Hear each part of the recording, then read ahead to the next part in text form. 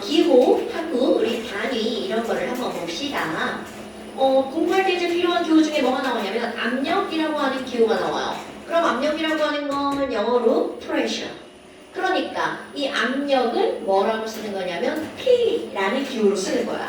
그런데 이제 단위를 우리는 뭐라고 할 거니? 자, 기압의 단위 우리 좀 배웠으니까 기압의 단위를 봅니다. 뭘 쓸까요? 잘 복습을 안 했어요. 아, 그랬군요. 우리 이제 이런 거 공부하면 이제 시험을 봐요. 그렇다면 이런 기압의 단위는 너를 다 아는 거야. 기압의 단위? 기압입니다. 뭐야 이거? 그러니까 야, 공기에 있는 대기가 몇 기압이야? 1기압이요. 그러니까 결국 기압 그 자체가 단위가 되는 거야. 근데 문제는 우리말로 기압이라고 하잖아. 야, 시원히 미국 가가지고 기압 이렇게 하면 걔네들 못 알아듣잖아. 그러니까 그걸 다 영어로 쓰는 거야. 그럼 기압이라고 하는 건 공기 때문에 생기는 거니까 대기, 공기가 영어로? 그렇지. 그러니까 애트모스피어의 ATM이 바로 기압이라는 단위인 거죠. 어이쿠.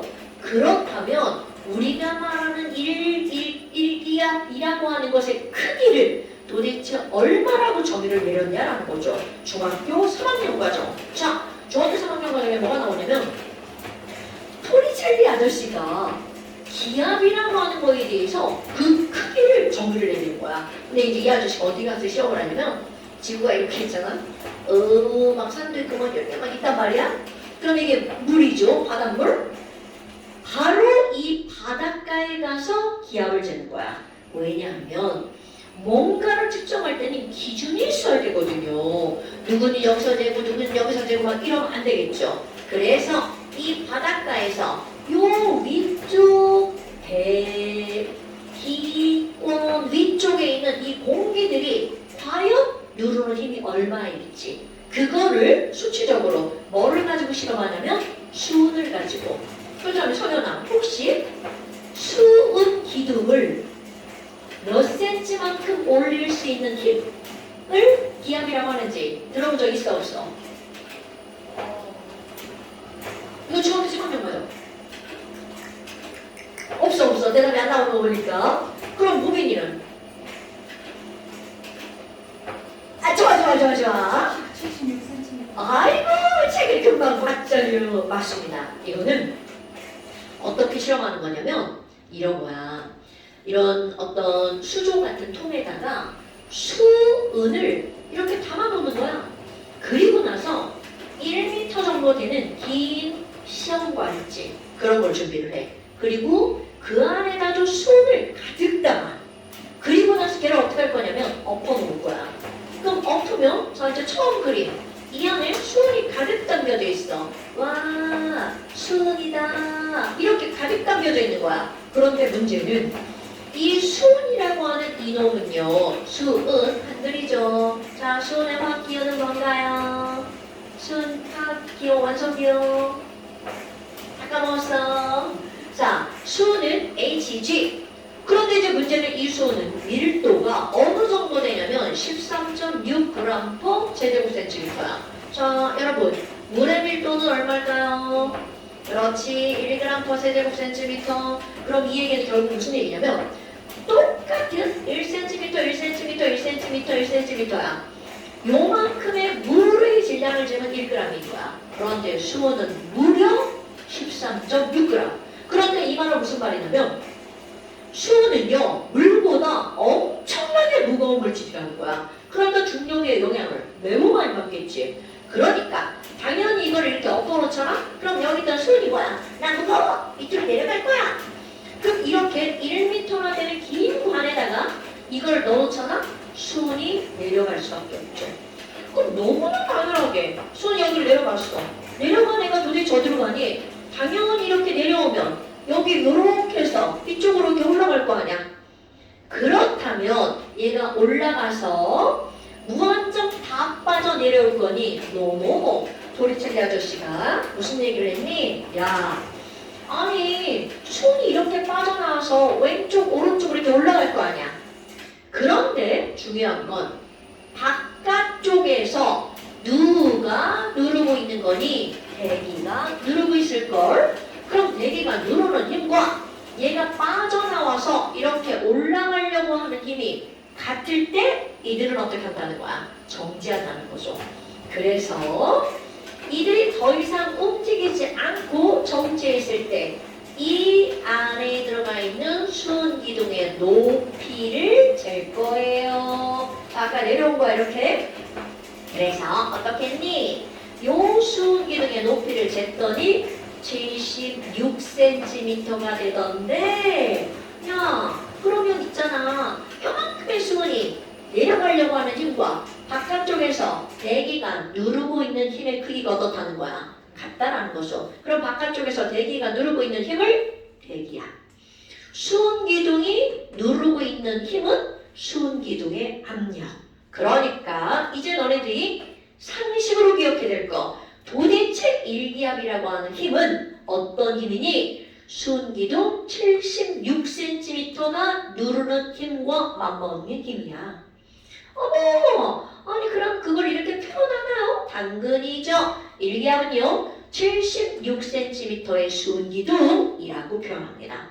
그런데 와우 뭐야? 그럼 수은기둥으로 따지면 76cm야? 그럼 수은은 사실 우리는 수은 본 적이 없잖아. 그럼 이 새끼들이 76cm가 이렇게 있어. 그럼 얘가 나를 누를 때 얼만큼으로 누르는지 감을 잡을 수가 없다는 거죠. 그래서 이거를 뭘로 바꾸는 거니? 물기둥으로 바꿉니다. 그렇다면 과연 내 위에 물이 몇 미터가 있다면 그게 바로 일기압이라는 힘과 맞먹는 힘인가? 그러면 어떻게 따질 거니? 바로 이렇게 따지는 거야. 수온은 13.6 g/cm². 그러니까 결국 무슨 말이냐면 수온이 물보다 13.6배가 무거워. 근데 수온이 누르는 힘을 가벼운 물로 바꿀 거야. 그럼 이 얘기는 가벼우니까 훨씬 더 많이 필요할 거 아니야. 그래서 얼마나 필요하냐? 라고 하는 게 바로 밀도와 밀접한 관련이 있단 말이죠. 아, 야, 물은 수온보다 13.6분의 1로 가벼워. 그러니까 당연히 수온을 물로 대체하려면 물 사용하는 양이 수온보다 13.6배가 더 많이 필요하다는 거죠. 그러니까 아마 이건 뭐야? 그럼 수온기둥은 76cm인데 이거를 물로 바꾸잖아요? 그럼 얘네들은 수온보다 몇 배가 더 많이 필요한 거야? 13.6배가 더 많이 필요한 거야. 어머나 어머나 어머나. 그럼 이거를 계산을 한번 해볼까요? 이거를 계산하면 얼마가 나오는 거니? 자, 미터로 바꿀 겁니다. 10.336m의 물기둥 이렇게 나오는 거야. 이건 화학적으로도 상식적으로도 반드시 기억해야 돼. 자, 일기압이라고 하는 거는 수은기둥 몇 cm와 맞먹는 힘이라고요. 오케이. 그거를 물로 바꾸면 몇 미터와 맞먹는 힘이라고요.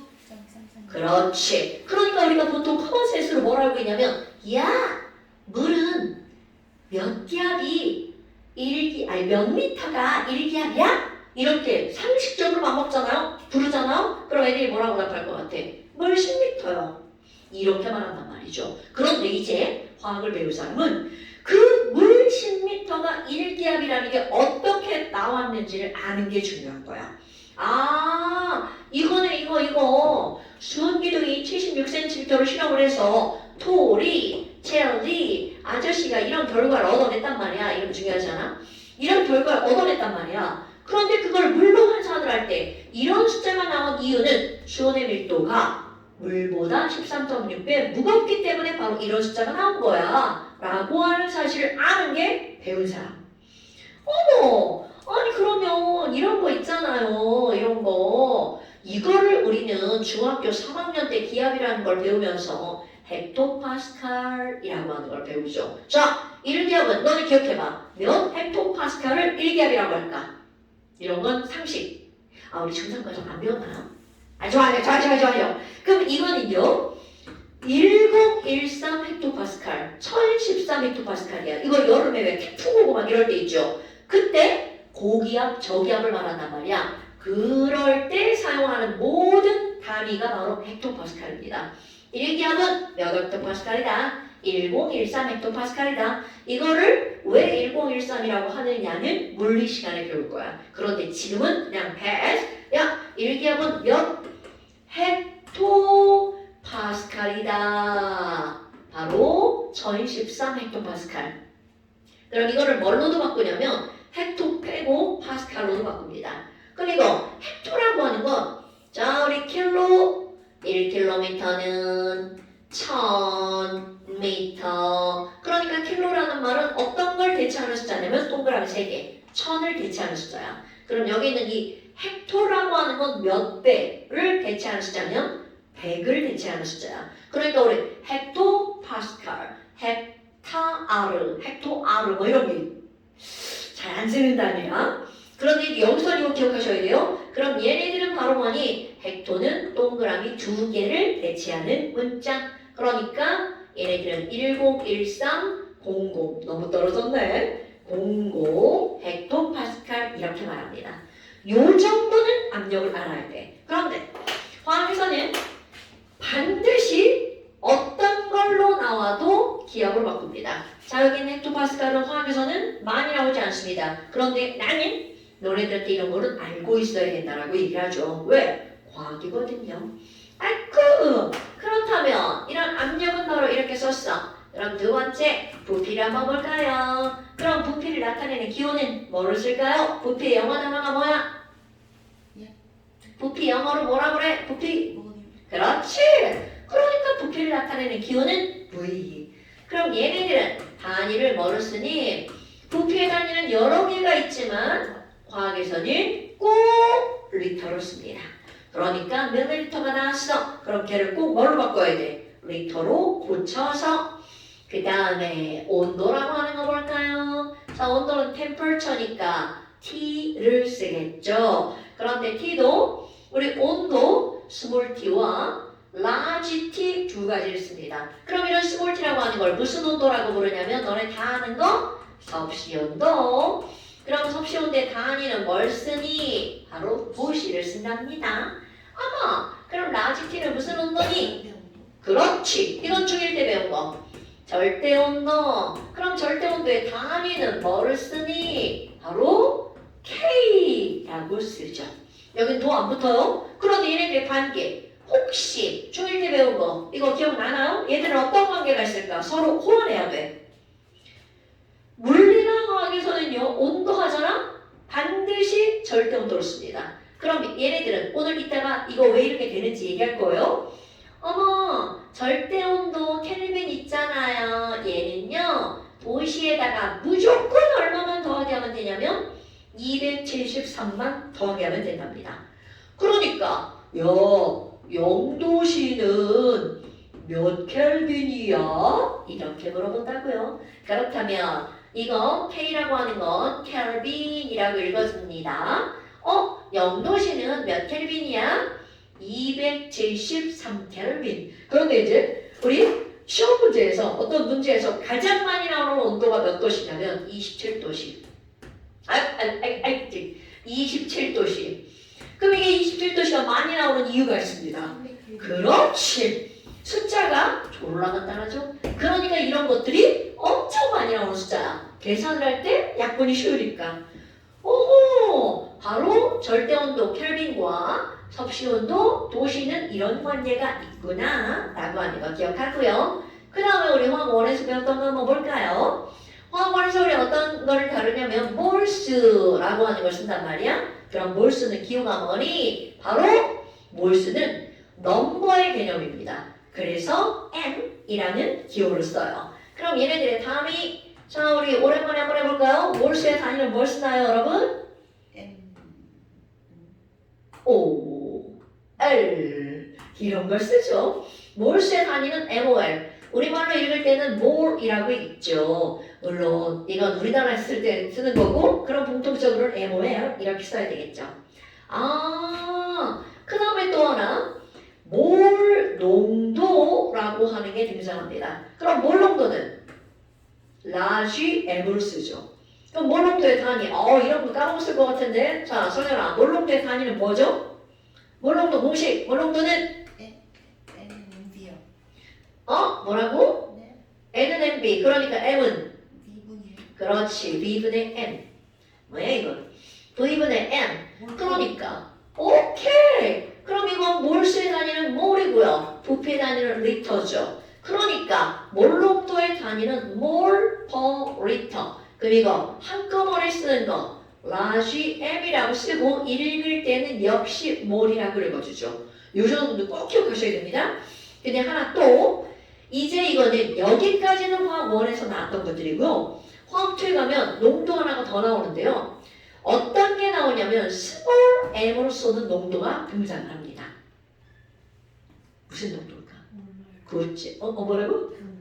그죠, 그죠, 맞습니다. 몰라요, 그럴 줄 알았어. 자, 이 몰랄 농도입니다. 뒤에 한번 배워요.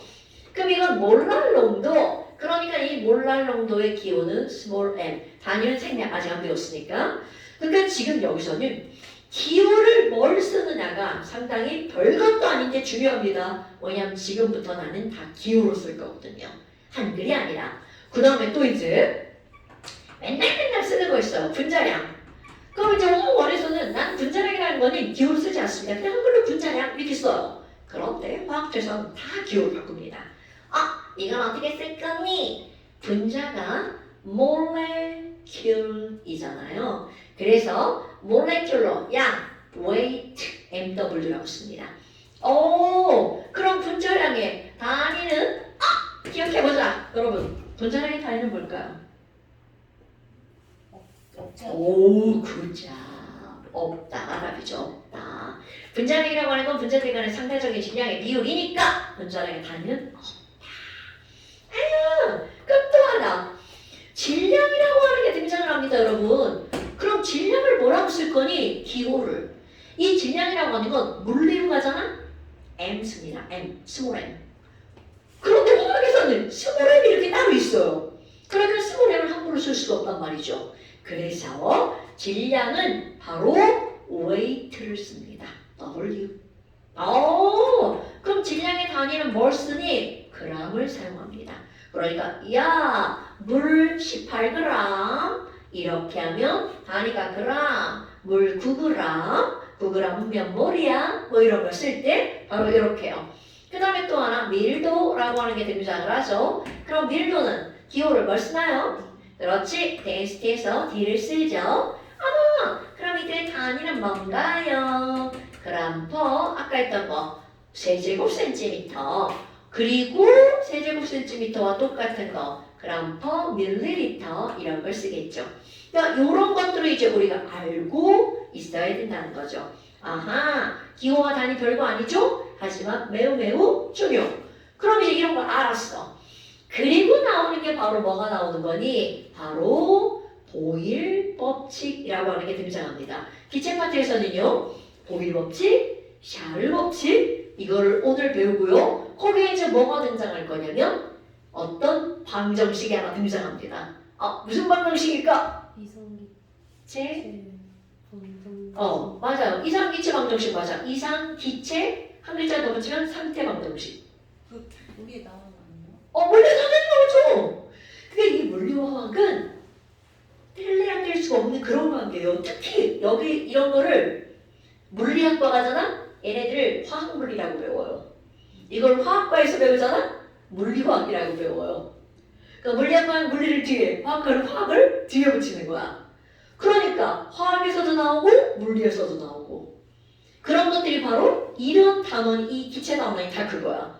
그렇다면 지금 이제 맨 처음에 나오는 게 바로 어떤 게 나오는 거니? 보일 법칙이라고 하는 게 등장합니다. 중학교 1학년 과정에 나오죠. 지금 시험법이? 중간고사 안 나왔어? 시험범위 아니에요. 그럼 이번 기말고사? 아니에요. 맞았어? 네. 대덕수학 때는 이게 지난번 중간고사 시험 문제, 시험범위.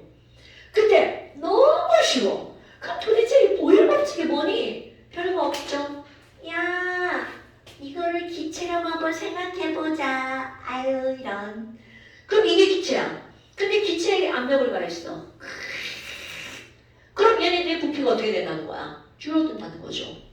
이것을 보일이라는 사람이 실험을 통해서 압력을 2배로 하면 부피가 얼마로 줄어들지를 정확하게 실험을 했다는 거죠. 그래서 지금 이런 보일 법칙이라고 하는 건 바로 어떤 게 나오니?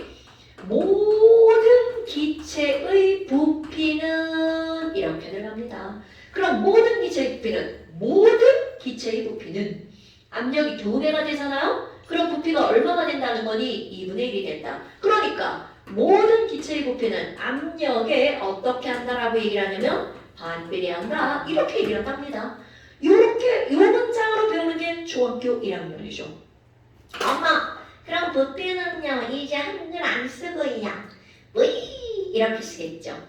그럼 압력은요 P 이렇게 한답니다, 여러분. 어머, 야, 지금 압력이 1이고 부피도 1이라고 해봐. 그럼 반비례라는 말의 의미는 무슨 말이니? 부피가 2배면 압력은 2분의 1이 되는 게 반비례죠. 오, 부피가 4배야. 그럼 압력은 4분의 1이 되는 게 반비례죠. 그럼 중학교 과정에서는 기체의 부피는 압력의 반비례. 이게 바로 보일 법칙이야. 그런데 이제 고등 과정은 똑같은 걸 말만 바꿉니다. 그럼 어떻게 할 거니? 아니 반비례한다며? 그러면 처음에 압력 곱하기 부피는 1이죠. 그런데 압력이 2배가 됐을 때 아무리 압력이 2배가 돼도 압력 곱하기 부피를 했더니 그것도 1이네요. 그럼 그 다음도 곱하기 했더니 1이네요. 헐! 그럼 뭐야? 어떤 압력이든 어떤 부피든 P 곱하기 V는 다 똑같구만. 그러니까 P 곱하기 V는 일정하다라고 할 때 그 일정한 숫자를 우리는 뭐라고 부르는 거야? K라고 부르죠. 그래서 이 K 장수 일정 어머 그럼 모일 법칙이 뭐야? 그거 P 곱하기 V는 일정한 값이야 라고 말하는 걸 우리는 뭐라고 하는 거니? 모일 법칙. 그럼 이걸 일정하다 이런 표현을 또 다르게 처음 P 곱하기 V P1 V1 아이고 1 그럼 두 번째 PV 그런 걸 우리는 P2 V2 세 번째 P와 V P3 V3 이렇게 말하겠죠. 그러니까 결국 바로 무슨 얘기니? P 곱하기 V는 항상 일정하다 라고 하는 말은 P1 V1은 P2 V2와 같아.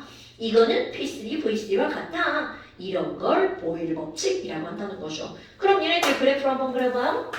반비례. 그럼 압력과 부피가 반비례하는 건 누가 봐도 이렇게 되는 거겠죠. 그런데 이거를 가지고 우리는 뭐를 한번 그릴 수가 있냐면 아무리 압력이 변해도 P 곱하기 V는 어떻게 될 거니? 라는 거죠. 일정하다며.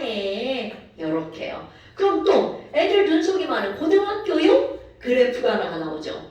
그러면 선생님 P와 부피분의 1은 어떻게 되는 거예요? 당연히 P와 V가 반비례하면 P와 V분의 1은 비례. 이런 그래프들이 이제 나온다는 거죠. 별거 있나요, 여러분? 아무것도 별거 없다는 거죠. 그런데 여기까지는 너무나 당연하죠. 그럼 이런 것들을 풀기 위해서 우리가 알아야 되는 겁나 중요한 게 있습니다. 압력을 이렇게 우리 1기압, 2기압, 3기압 말로 알려주면 딱 좋아. 근데 말로 알려주는 게 아니라 얘네들 뭘로 알려주니? 실험으로 한 그림으로 알려줍니다. 그래서 어떤 게 등장을 하냐면요. 압력을 측정할 때 요렇게 J자 모양을 한 유리관이 있습니다. 이런 걸 우리는 J자관이라고 부릅니다. U자 모양을 한 유리관이 있어. 그럼 뭐라고 부르면 돼? U자관 이렇게 부릅니다. 그럼 이 J자관인데요. 얘들이 압력을 줄 때는 어떻게 하니? 사실은 이 J자관은 여기에 꼭지가 달려있어요. 열었다 닫았다 할 수 있게끔. 예전에는 이 꼭지를 뭐라고 불렀냐면 콕이라고 불렀어요. 이 영어잖아. 그럼 이 콕을 니네 교육과정부터 이게 한글로 바뀌어갖고 꼭지로 씁니다. 콕을 열었다. 들어봤죠? 꼭지를 열었다를 들어봤어요? 코에 잡은 것 같아요. 그치. 나도 이 꼭지는 좀 이렇게 어색해. 그래서 그냥 콕을 열었다. 근데 다 꼭지로 바뀌었습니다. 근데 옛날 문제를 보잖아. 콕이라고 써있어. 콕. 언제 바뀌었어요? 니네 전교육과정부터. 갑자기 궁금해졌어.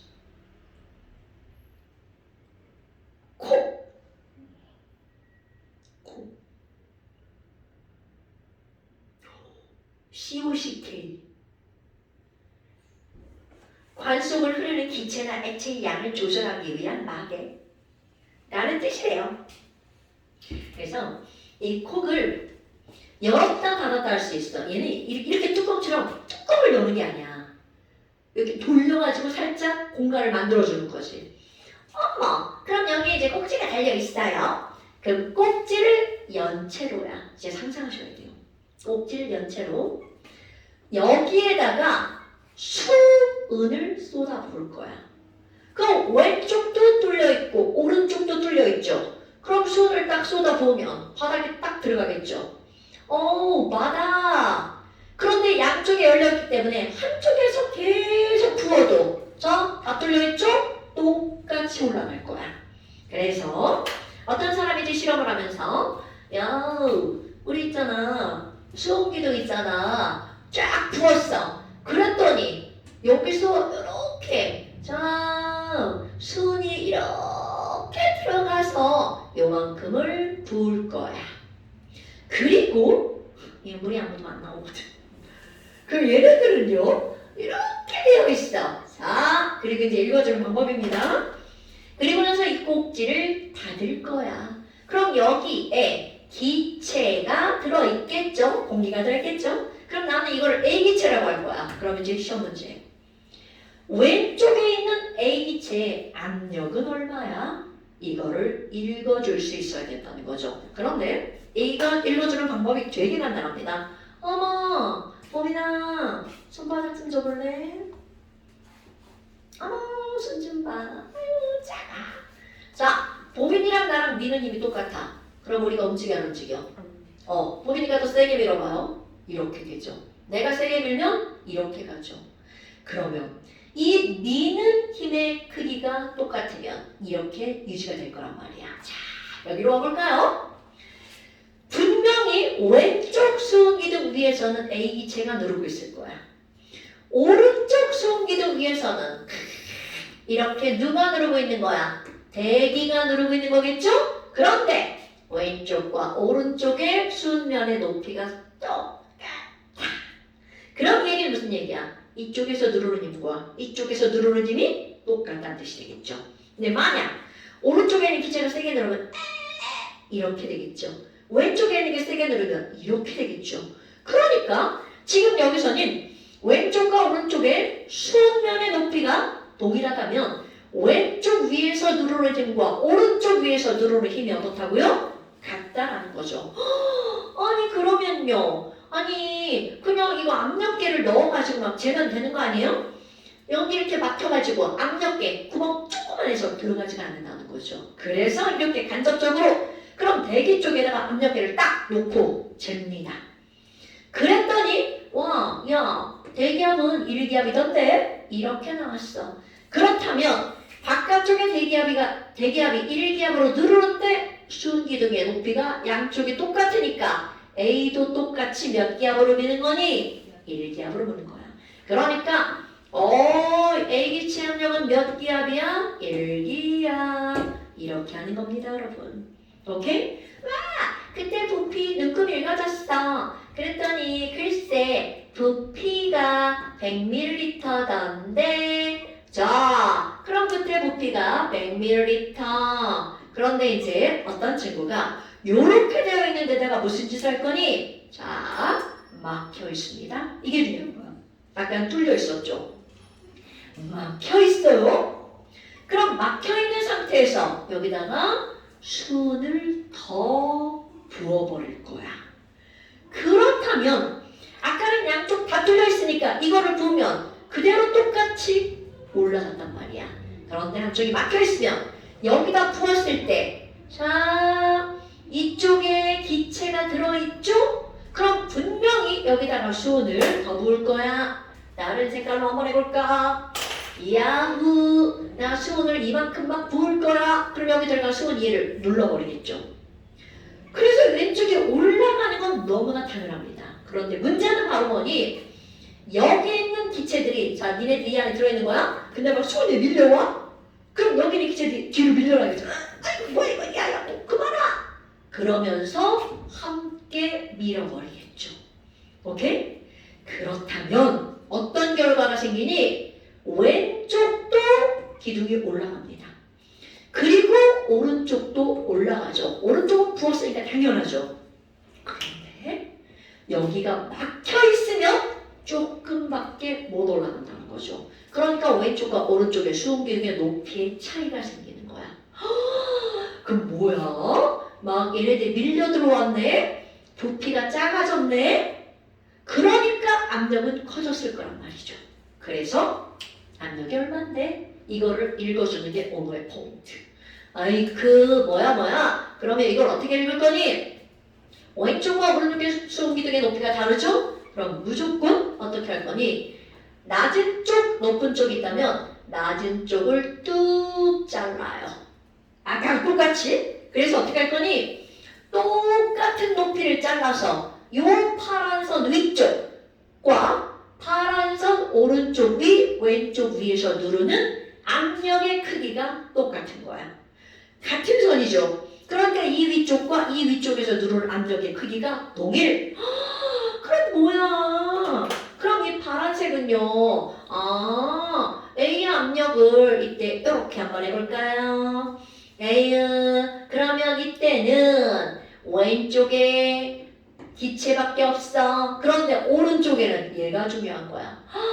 이만큼의 수은기둥도 있고 오른쪽 위에 대기도 있는 거죠. 그러니까 여기에서 압력의 관계는 어떻게 되는 거니? 바로 수은기둥의 높이 H와 대기압을 더하기 한 만큼의 압력이 된다는 거죠. 그러니까 아까보다 압력이 H만큼 늘어난 거야. 어이쿠야! 그럼 H를 숫자로 써야 되겠죠. H는 19cm라고 한번 해볼까요? 자, 수은기둥은 76cm가 1배합니다. 아이고, 근데 얘는 19cm네? 그럼 이 19cm의 수은기둥은 몇 기압이 되나요? 말해줘야지, 이거지. 야, 나 숫자 좀 졸라 쉬운 숫자 쓴 거야. 76의 반이 얼마야? 38. 0.6이요. 38의 반이 얼마야? 19cm. 그러니까 수은기둥 19cm는 바로 0.25 기압이죠. 뭐야? 그럼 아까 대기압은 1기압이라며. 그러니까 결국 지금 이들의 압력은 얼마가 되는 거니? 0.25 더하기 1. 그러면 몇 기압이야? 1.25 기압이 되겠죠. 이거를 읽어주는 게 오늘의 포인트. 항상 어떻게 하는 거라고요? 낮은 쪽을 뚝 잘라가고 왼쪽 위와 오른쪽 위에 압력은 어떻다고요? 같다라고요. 어머, 그럼 뭐야? 이러면 이때 V-는 얼마예요? 이런 문제가 나오죠. 그럼 당연히 부피가 줄어들었어. 그런데 우리는 어떤 관계를 알고 있어? P 곱하기 V는 K. 그럼 여기서 P 곱하기 V와 여기서 P 곱하기 V는 어때야 되니? 같아야 되겠죠? 그럼 1.25 곱하기 네모 V 이렇게 들어가죠. 얼마인지 계산하면 나올 거고요. 오케이? 그런데 지금 나는 수은기둥을 왼쪽을 높게 이렇게 표현했단 말이야. 그렇다면 반대로 아니 선생님 어찌저찌 했는데 글쎄 있잖아요. 이쪽은 수은기둥 여기까지 가 있는데요. 여기는 여기까지 가 있는 거예요. 글쎄. 그렇다면 이때는 요 안에 들어있는 얘를 비기체로 한번 해볼까요? 그럼 이 비기체의 압력을 어떻게 계산을 할까요? 똑같습니다. 여기는 높은 쪽, 여기는 낮은 쪽이죠. 낮은 쪽을 뚝 잘라서 왼쪽 위의 압력과 오른쪽 위의 압력은 어떻다고요? 같다라고요? 그런데 아니 글쎄 이런 그 왼쪽 위에는 요만큼의 파란색 수은기둥과 비기체가 함께 누르고 있죠. 그럼 오른쪽에는 지금 여기에는 뭐밖에 없는 거야? 대기밖에 없는 거죠. 그러니까 이들의 관계는 어떻게 되는 거니? 자, 요만큼의 수은기둥의 높이 H라고 한번 해볼까요? 그럼 얘네들은 비기체의 압력에다가 H를 더하게 한 게 자 오른쪽은 뭐밖에 없는 거야? 대기밖에 없죠. 그럼 얘네들 뭐와 똑같다고요? 대기압과 똑같다고요. 그러니까 너무나 당연하게 비만의 압력은 대기압 1 빼기 얘네들은 바로 H만큼에 해당하는 압력을 빼줘야 되겠죠. 오케이? 그러니까 문제를 풀 때 이런 수온기둥의 높이를 가지고 압력을 알아내는 방법을 모르면 문제를 풀 수 없다는 거죠. 자, 이거 한번 볼까요? 이거로 문제가 어떻게 나오니? 10번 쪽에 2번은 이렇게 기호로 쓰는 거고요. 실제로 문제를 푸는 걸 들어가 볼까요? 넘어가라. 자, 20페이지 1번 문제 한번 보세요. 자, 20페이지 1번 문제를 보면 가번 그림을 봤어. 가번 그림을 보니까 J자 간에 왼쪽 위에 헬륨이 들어가 있죠? 근데 헬륨의 압력을 안 알려준 거야. 그럼 그 헬륨의 압력을 안 알려주는 대신 오른쪽에서 알려줬죠. 뭐야 저거? 자, 낮은 곳을 뚝 잘랐어. 그랬더니 왼쪽 위에는 헬륨만 있고요. 오른쪽 위에는 1기압의 N2와 76cm의 수온이 있다는 거죠. 그럼 오른쪽 위에서 작용하는 토탈 압력은 몇 기압? 네, 어디요? 가번의 낮은 곳을 뚝 잘라서 왼쪽 위, 오른쪽 위. 그럼 왼쪽 위에는 헬륨밖에 없죠. 그런데 뚝 잘라서 오른편의 위에는 1기압의 N2와 76cm의 수은 기둥이 함께 있죠. 아이쿠! 그럼 오른쪽 위에 몇 기압만큼 있는 거야? 오케이, 2기압. 대답을 안 하면 나는 모른다고 간주합니다. 76이 1기압이니까. 76이 1기압이니까. 니는 1 더하기 76하면 큰일 납니다. 단위가 다르면 더하기 안 되는 거 아시죠? 큰일 납니다. 그러니까 같은 걸로 고쳐야 돼. 그런데 아까 말했듯이 우리 화학에서는 다 뭐로 쓴다고요? 기압으로 씁니다. 그래서 모든 게 나오면 기압으로 고치셔야 돼요. 그러니까 결국은 오른쪽 위에서 누르는 게 2기압이니까 당근 헬륨의 압력도 몇 기압이다. 이렇게 푸는 겁니다. 그런데 이제 뻘짓을 또 합니다. 나 그림 무슨 짓을 했다고 했냐면 자, 나는 가의 J자만에 펌프를 이용해서 N2를 더 집어넣는 거야. 그럼 상상해봐. 여기 N2를 쭉 집어넣으니까 N2가 들어가면서 누구를 눌러버리는 거야? 오른쪽에 있는 수온을 눌러버리겠죠. 그러면 상상 오른쪽에 수온 누르니까 이렇게 되겠죠. 오른쪽 왼쪽이야. 계속 누르니까 이렇게 되겠죠. 그래서 결과적으로 나만 그림처럼 됐대. 그럼 여기서 물을 거 N2가 얼마나 들어갔나? 몇 기압인가? 이런 걸 물을 거란 말이죠. 그런데 이번에는 오른쪽에 N2가 몇 기압인지 안 알려줬어.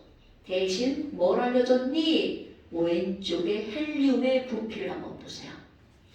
가번의 헬륨의 부피가 300ml였는데 나번에서 헬륨의 부피가 100ml로 3분의 1로 확 줄어들어 버렸죠. 그러면 가번에서 압력이 나번으로 갈 때 몇 배로 늘어났다는 뜻?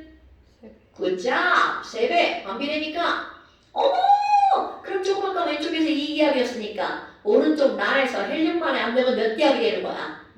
그렇죠! 6기압이 되는 거죠. 그렇다면 거기서 이제 우리는 뭘 할 수가 있는 거야? 헬륨 이만큼 있잖아. 그럼 뚝 잘라가지고 오른쪽으로 꺼. 그럼 왼쪽 위에가 6기압이야. 그럼 오른쪽 위에서도 이들의 압력은 토탈 몇 기압이어야 된다는 거야. 오케이. 그런데 보니까 수음기둥의 높이 H가 얼마인가요? 38. 그렇지. 그러니까 얘는 0.5기압. 그럼 6기압이 되려면 여기에 있는 N2만으로의 압력이 몇 기압이 된다는 거야? 그렇지. 5.5기압. 그러니까 질소 겁나 많이 투입됐네요.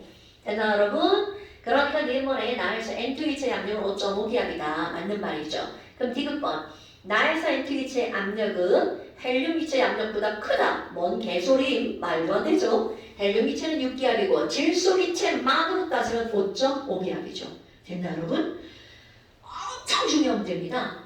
어렵지 않아요. 근데 이게 지금 수은 기둥의 높이를 가지고 압력을 따지는 방법을 모른다면 문제를 풀어낼 수가 없다는 거죠. 모든 문제는 다 이렇게 나옵니다. 압력이 몇 기압 되니까 다음은 얼마가 될 거야? 이렇게 묻는 문제가 아니고요.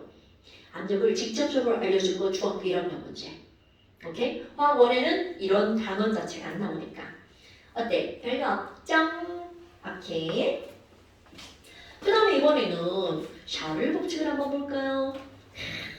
배운 바에 따르면 서연아, 네. 샤를 법칙은 뭘 샤를 법칙이라고 하나요? 온도하고 어, 부피하고 이렇게 비례하는 거요. 그렇죠, 맞습니다. 학교에서 아직 안 배웠어요. 아직 안 배웠어? 네. 진도가 좀 되게 느려요. 아니다. 니네 저기지 참 계약 인지했지? 맞다. 아직 안 배웠지. 그렇다면 그거보다 좀 구체적으로 배웠나? 그냥 운동하면 비례한다 끝? 거기까지 배웠어요. 저희 그 켈빈이랑 해가지고 해가지고 그 그래프 뒷부분. 오 진짜? 많이 배웠는데? 원래 선생님 학종법인가? 중학교에서 그렇게 많이 안 가르치더라고. 선생님 생명도 있어요. 그래? 오 멋진데? 자 그렇다면 샤를 법칙은 핵심이 그겁니다. 온도와 부피는 비례한다. 그렇다면 이 온도와 부피는 비례한다 라고 하는 것을 이제 우리는 구체화시켜서 샤를이라는 사람이 실험한 데이터를 가지고 공부를 한다는 거죠. 어머, 이 사람은요.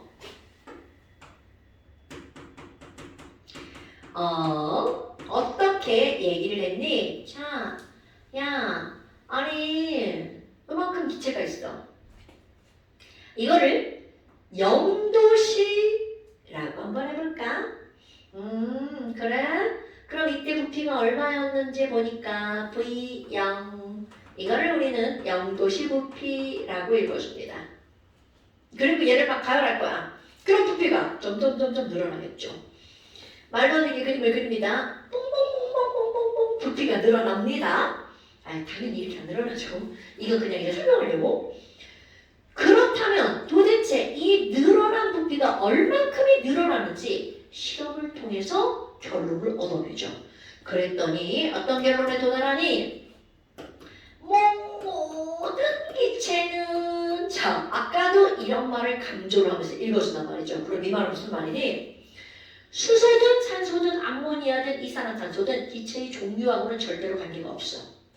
모든 기체는 기체라면 이런 결론에 따르는 거야. 그럼 모든 기체는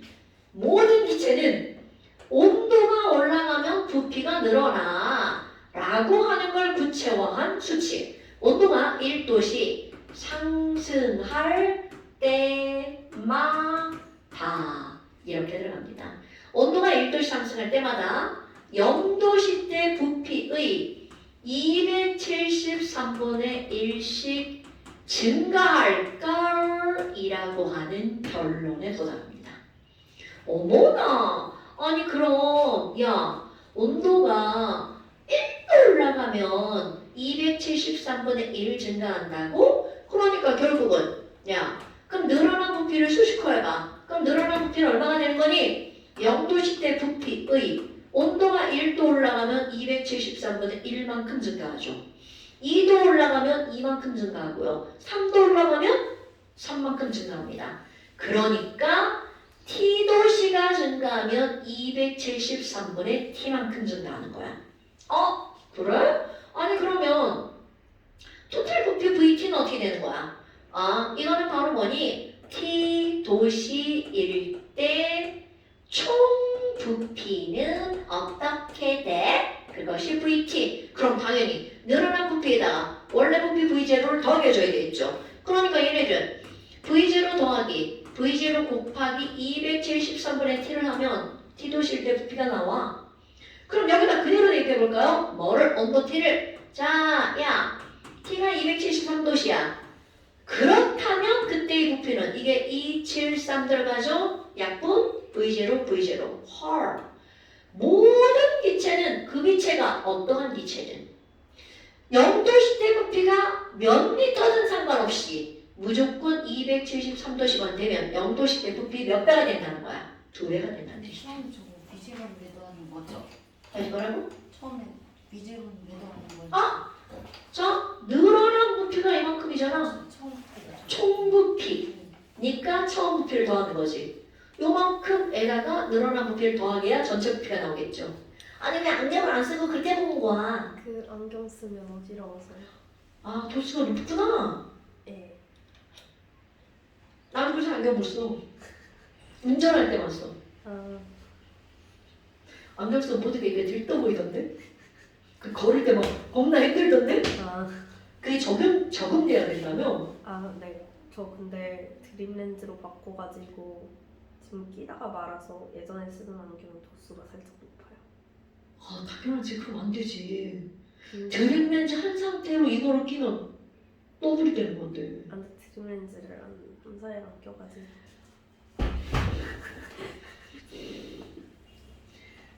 저쪽 반에 어떤 새끼가 드림 렌즈 며칠 안 끼고 안경도 안 끼고 저쪽 뒤에 앉아가지고 안 보인대. 와 진짜 안 보겠다는 굳은 의지? 뭐 이런 거지. 껴야 돼. 꼭 껴야 돼. 근데 방학 때는 안 끼게. 지금 방학 아니긴 하지만 그래도. 아 학교에서 칠판을 안 보겠다. 학교 칠판은 근데 이상하게 보여요. 뭐니? 아 내가 좀 흐리게 쓰나? 학교 좀 더 글씨가 커가지고. 아 그럼 이걸 진작 얘기하면 제가 크게 쓰죠? 꼭 그런 걸 얘기해줘야 돼. 자 그렇다면 온도가 546도씨가 되면 어떻게 되겠니? 그럼 여기다가 546 내가 이제 딱딱 떨어질 숫자만 넣는 겁니다. 그럼 273546이니까 2배가 되죠? 그렇지. 그럼 모든 기체는 546도씨면 0도씨 때 부피 몇 배가 된다는 거야? 3배. 자 그럼 이번에는 마이너스 273도씨가 되면 어떻게 되겠니? 그렇지. 이렇게 될 겁니다. 헐. 뭐야? 뿅하고 사라지나? 말도 안 되죠. 기체가 뿅하고 사라진다는 건 있을 수 없는 일이죠. 그럼 이거는 여기에다가 뭐라고 쓰는 거니? 이론적으로만 가능하다는 거죠. 그런데 이론적으로만 가능한 이유는 일단은 물리화학적으로 불가능한 거고요. 그리고 또 두 번째, 그냥 화학에서는 어떻게 말하니? 야, 아니 이거 기체에만 적용되는 거라면 온도가 내려가다 보면 기체들은 뭘로 변해? 액체, 고체로 변하죠. 그러니까 결국은 모든 기체는 마이너스 273도씨 전에 뭐가 되는 거니? 액체, 고체로 변하는 거죠. 그러니까 저거는 마이너스 273에서 부피가 0이 되는 건 있을 수 없다는 뜻이야. 그런데 사람이 누구야? 그렇게 되는 기체를 만들어내죠. 만들어냅니다. 말로만. 그리고 그 기체에다가 이름을 붙입니다. 너 졸라 이상한 기체구나. 이상기체라고 말합니다. 아 물론 진짜 그 뜻 아니에요. 이상한 기체라고 내가 이제 얘기를 하지만 실제로는 존재하지 않는 기체라고 하는 아이디얼 가스라고 부릅니다. 그래서 이상기체 어머 뭐야? 그럼 얘네들은 이렇게 되니까 이거는 이론적으로만 가능한 거구나. 오 그래? 그럼 지금 한 거를 그대로 그래프로 한번 그려볼까요? 여기 가로축 온도 도시 여기는 0 세로축 부피 야 0도시일 때 V0였어. 그럼 이거 273도시가 되면 V0의 2배가 된다며. 이 V0 그럼 얘는 여기서 만나겠네. 546도시가 돼볼까요? 그럼 546도시가 되면 3V0 그러니까 여기서쯤 만나겠네요. 그렇다면 마이너스 273도씨가 되면 이라는 거죠. 아이쿠 빵이네요. 그럼 이 그래프를 연결하면 어떤 일이니? 와 그래프 연결해보자. 쭉 직선으로 연결되겠죠? 그러다가 점 이렇게 나옵니다. 그럼 이 점점점은 바로 뭐니? 이론적으로만 가능해. 그럼 여기 어디선가 훅 부피가 떨어지죠. 그럼 빛이었다가 부피가 급 하강하는 이유 바로 이렇게 액체, 고체로 변했기 때문. 아니 그럼 뭐야? 아니 그 이상한 기체는 그냥 간다면서요. 자 이상한 기체로 바꿔볼까요? 그러니까 이상한 기체는 마이너스 273도씨에서 그 부피가 0이 되죠. 이게 0이 되는 게 불가능하다는 걸 이제 우리 연력학 제3법칙에서 배우지만 우리는 다루지 않습니다. 한법칙 있어요? 그럼요. 그래요? 연력학 제1법칙. 이거 학교에서 안 배워요. 연력학 제1법칙이 뭐야? 아니 이 법칙까지는 몰라요. 오, 1법칙 에너지 뭐죠? 2법칙이 엔트로피 엔트로피. 3법칙이 넬스트의 법칙이에요. 이거 3법칙은 정리를 하면 그거야. 마이너스 273도씨에서 물질은 존재하지 않는다. 기체는 존재하지 않는다. 뭐 이겁니다. 그러니까 기체의 부피가 0이 되는 마이너스 273도씨에서 0이 되는 기체는 없다. 이게 제 3법칙이에요. 나중에 이제 물리에서 배우죠. 일반 물리에서. 투에 안 나와요. 물투에는 모르겠어요. 나오나 안 나오나. 화학투에는 전 교육과정은 배웠어요. 아주 간단하게. 그런데 이제 아예 말 자체도 없어졌어. 그래서 우리 팩스 아빠 그럼 뭐야 이렇게 된다고? 근데 이거 약간 비례필 나는데 그래프를 그려보니까 자 수학으로 돌아가 볼까요?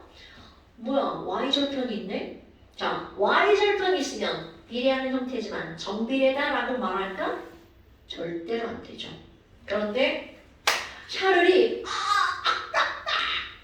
야씨 원점을 지나면 정비례라고 할 수가 있는데 아깝다. 그러면서 퍼뜩 헐 온도 체계를 새로 만들지 뭐까짓 거. 어디가 0이 되도록 온도 체계를 새로 만들어버리는 거야. 야, 나 여기 0이라고 할게요. 그래서 여기는 이 그래프 축을 바꿔버립니다. 그래서 빨간 그래프를 재탄생시키죠. 그랬더니 이제 얘가 사라지고 원점을 지나게 되는 게 나오죠. 그리고 새로운 온도 체계 바로 절대온도라고 하는 게 이렇게 나온 거랍니다. 에휴 그럼 뭐야 마이너스 273을 0이라고 했어? 나는 얘랑 텀을 똑같이 해야지. 그러면 여기는 273이 되겠는걸? 그럼 여기는 546이 될 거고 여기는 819가 되겠네. 그럼 이렇게 해놓고 나면 이제 완벽하게 가로축과 세로축은 비례하는 그래프가 나오죠. 그래서 절대온도를 라지 T라고 기호를 쓰고요. 단위는 켈빈이라고 읽어준답니다. 그래서 야 그럼 절대온도 T가 2배면 기체의 부피 V도 2배구만. 아이고 그러니까 아무리 T가 늘어나서 부피가 증가한다 하더라도 T분의 V는 뭐가 될까요? K가 되겠죠. 그러니까 이제는 조금 배운 사람들은 얘들아 보일 법칙이 뭐야? 반비례하니까 P분의 K지. 샤를 법칙이 뭐야? 비례하니까 나누게 하면 얘네들 K지. 이게 바로 샤를 법칙입니다 여러분. 오케이? 그런데 자 이런 것들은 우리 그냥 얘기할 때 이렇게 얘기하는 거죠. 배운 사람 진짜 이렇게 얘기하면 배운 티가 납니다. 근데 야 뭐야 에휴 그렇다면 기체의 부피에 영향을 주는 요인들 화학 1에서 배운 것까지 한번 해볼까요? 자 화학 1 1번 기체의 부피는 몰수에 비례한다. 바로 아보가드로 법칙. 2번 기체의 부피는 온도, 절대 온도에 비례한다. 샤를 법칙. 3번 기체의 부피는 압력에 반비례한다. 보일 법칙이야. 결국 기체의 부피에 영향을 주는 것은 매우 중요. 기체의 몰수와 온도와 압력 이렇게 세 가지뿐이야. 이렇게 말합니다. 그러니까 이거 세 개를 따로따로 말하는 게 아니라 한꺼번에 말하죠.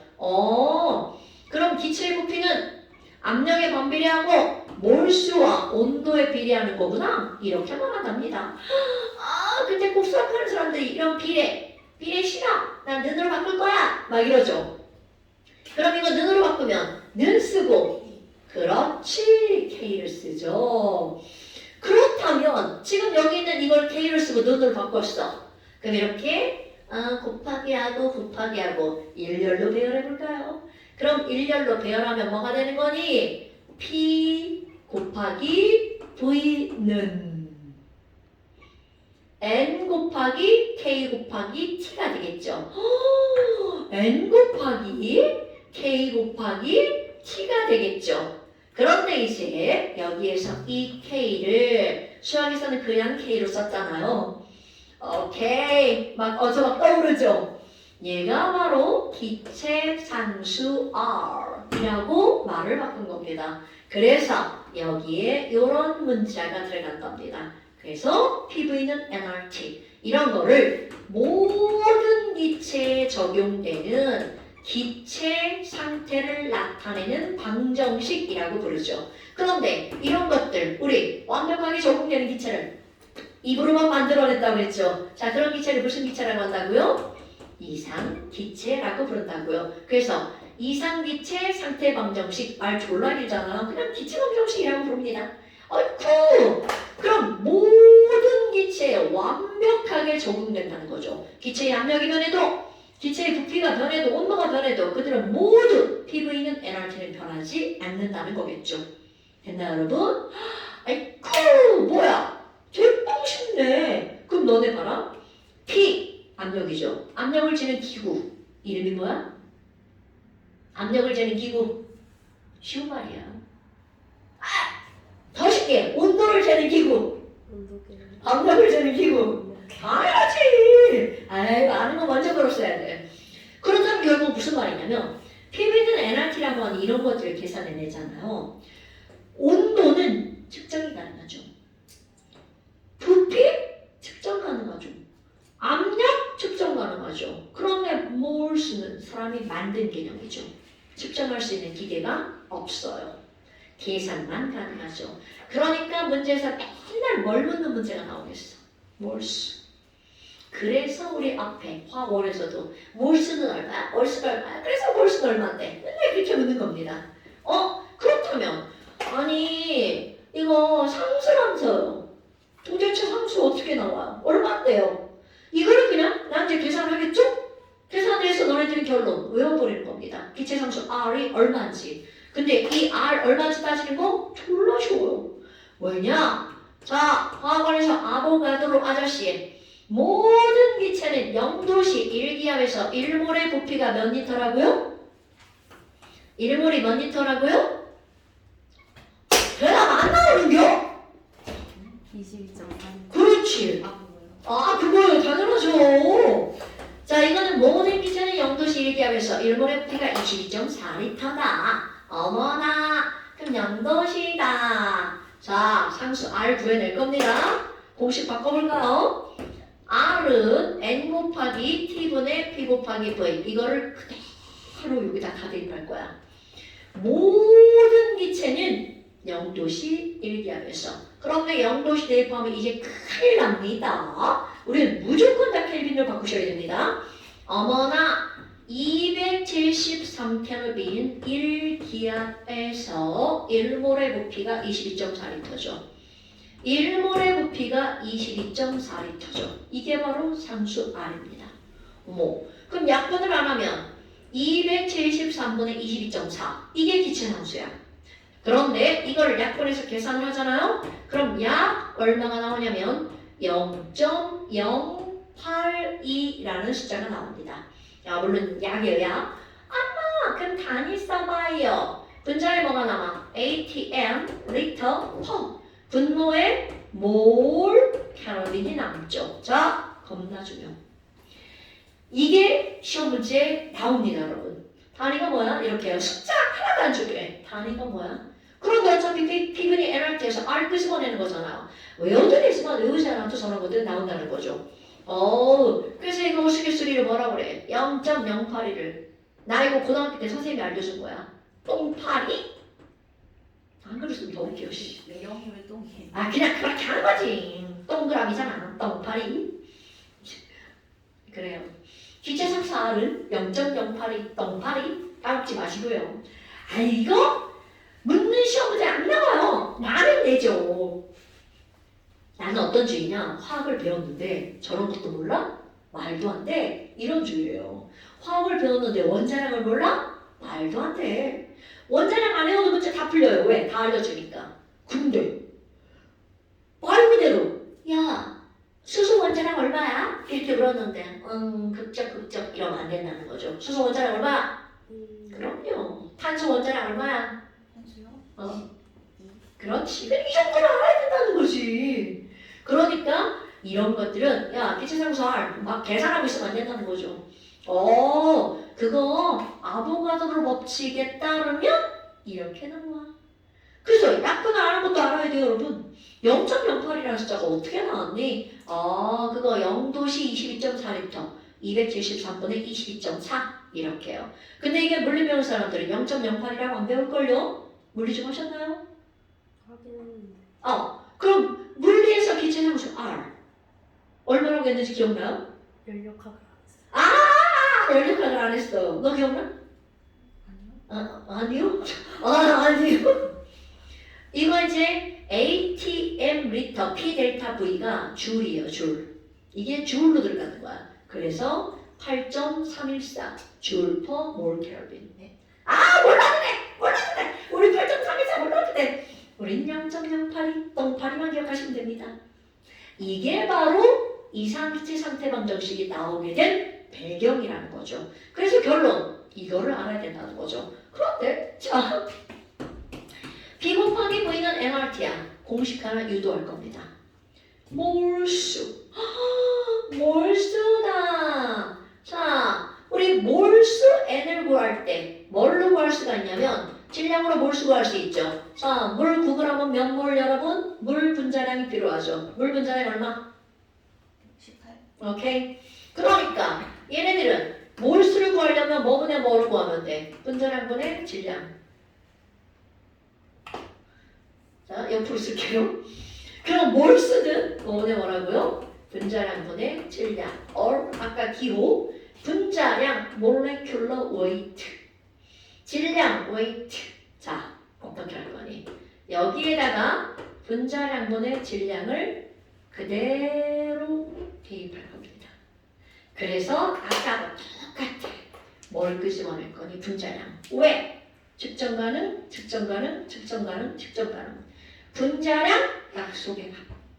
그래서 이제 분자량을 엄청나게 물어버릴 겁니다. 문제에서. A와 B 이런 조건을 알려주죠. 분자량의 비율은 몇 대 몇이야? 이렇게 묻는 문제가 이제 허대하게 나온다는 거죠. 그럼 그들을 구할 때는 자 집어넣었어. P 곱하기 V분의 small w r t 이렇게 들어갑니다. 그러니까 압력, 부피, 질량, 온도만 알면 그들의 분자량이 계산상으로 나온다는 거죠. 그런데 또 어떤 게 나오니? 부피분의 질량. 부피분의 질량이 뭐야? 밀도. 오케이. 그러니까 P분의 dRT. 매우 중요. 오늘의 외워야 되는 공식입니다, 여러분. 분자량은 P 곱하기 V분의 small w RT는 P분의 dRT. 그래서 화학원에서는 뭐가 나오는 줄 알아?